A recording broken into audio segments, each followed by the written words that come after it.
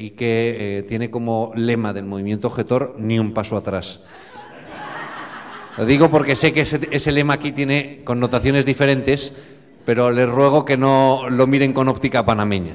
Promulgó el 6 de diciembre del 2006, del 78, 2 días antes, en el 2006, se dice que el objetivo, en una sociedad cada vez más plural, uno de los desafíos más importantes que se plantean los poderes públicos es contribuir a la formación de conciencias libres, activas y comprometidas con el mínimo común ético constitucional. Y aquí está la clave de la asignatura.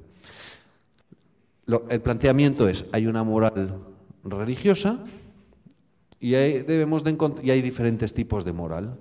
Luego, para convivir en sociedad debemos de buscar el mínimo común ético, y ese mínimo común ético será el mínimo común ético constitucional. ¿Cuál es el problema? Que la Constitución no entra en valoraciones morales, entra en regulación de conductas, de ordenación social.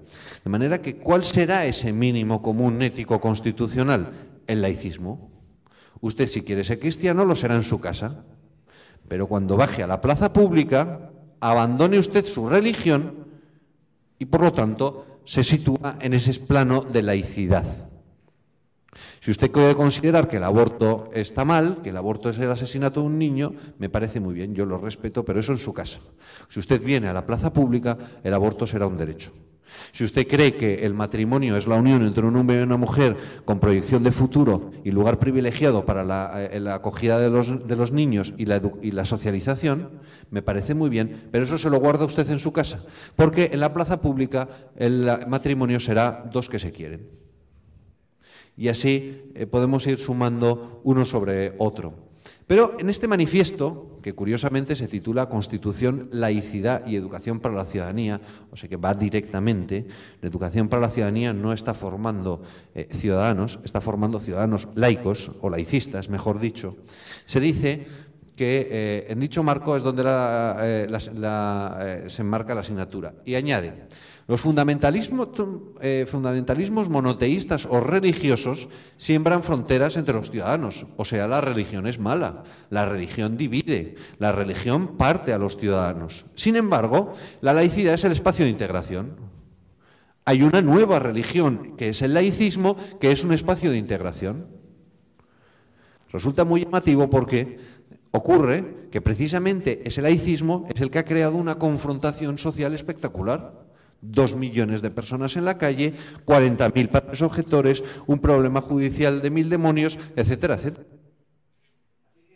Ha vendido un supuesto proyecto de integración cuando lo que hay en realidad es una imposición de una ideología gubernamental sobre las conciencias de la inmensa mayoría de los ciudadanos.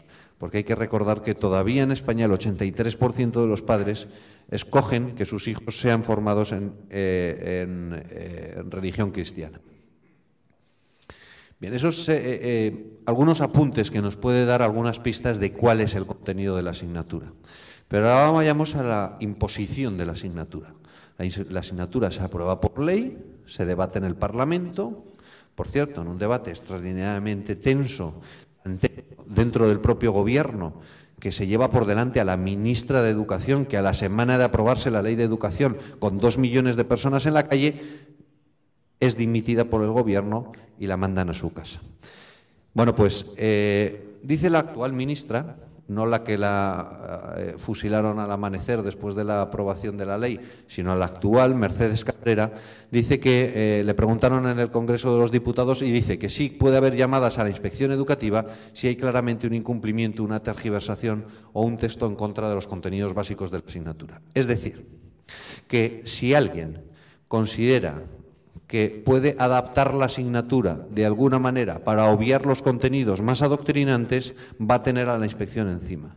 Si alguien quiere ejercer la libertad de cátedra, va a tener a la inspección encima. Si alguna editorial pretende redactar los contenidos de la asignatura haciendo ejercicio de cintura, va a tener a la inspección encima controlando y con la lupa. Y esto resulta más llamativo todavía si tenemos en cuenta que casi ningún español sabe que la alta inspección del Ministerio de Educación existe. Porque es verdad que existe, pero nadie sabe lo que hacen. Jamás nadie ha visto a un inspector en un aula vigilando nada, ni los contenidos de matemáticas, ni de literatura, ni la formación de nada, absolutamente de nada. Y la verdad es que estaría bien que lo hiciera porque España está en los últimos puestos de los informes de evaluación de calidad de la enseñanza de la Unión Europea.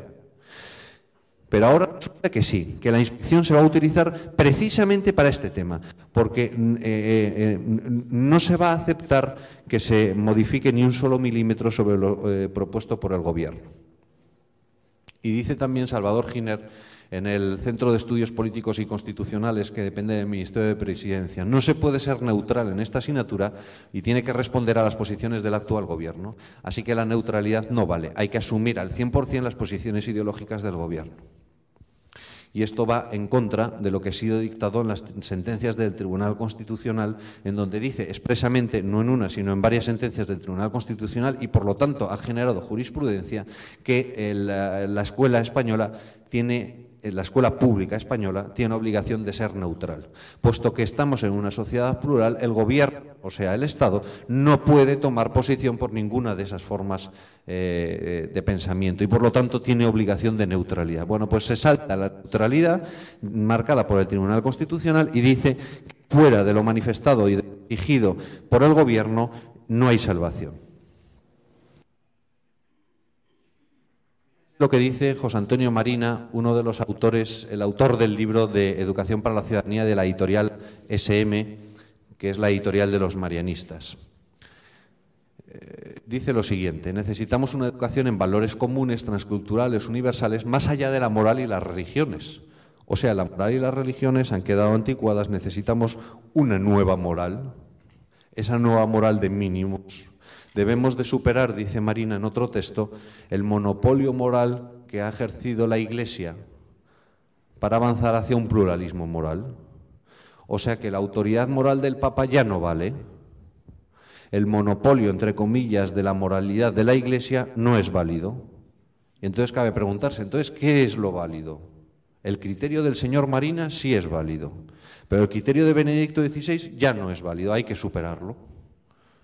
Los modelos de héroes ya no son los santos, son otros modelos. El argumento de autoridad ya no es la Santa Sede, es Naciones Unidas. Porque al final, ¿a qué nos agarramos? ¿Cuál es la autoridad? ¿Cuál es la verdad? ¿Quién marca esos principios de moralidad? Eso por una parte, pero fíjense la segunda parte que también tiene su miga. Dice, en una conferencia dictada hace relativamente poco, en marzo del 2008, en un instituto de Ciudad Real. Dice, la escuela tiene que formar ética y moralmente a los alumnos. Y añade, no me voy a fiar de la educación moral que le den sus padres. Porque, claro, ya se sabe que los padres son analfabetos, que no saben nada, pero el señor Marina es un sabio. El señor Marina sabe lo que necesitan los chavales, pero los padres no. Los padres no saben absolutamente nada. Marina es un sabio que para eso es un filósofo. Así que resulta que para ser padre hace falta ser filósofo. Y él no se va a fiar de lo que le digan los padres. Fíjense que esto es un planteamiento extraordinariamente perverso, porque lo que dice en el fondo es, los padres están preparados para ejercer la paternidad y el único que está preparado es quien tiene formación suficiente. Por lo tanto, me salto la patria potestad, me meto en su casa y educo a sus hijos. Eso sí, si su hijo se pone enfermo, pues cuídelo usted, que para eso es su hijo.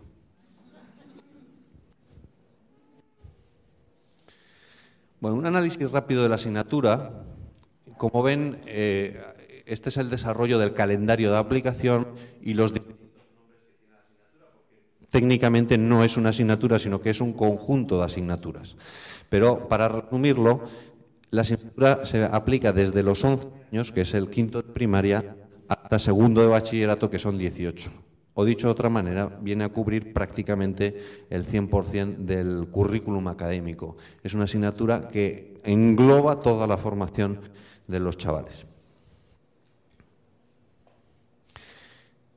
Bueno, ¿cuáles son los objetivos? Esto está sacado del Real Decreto que desarrolla la asignatura, el decreto estatal que desarrolla la asignatura.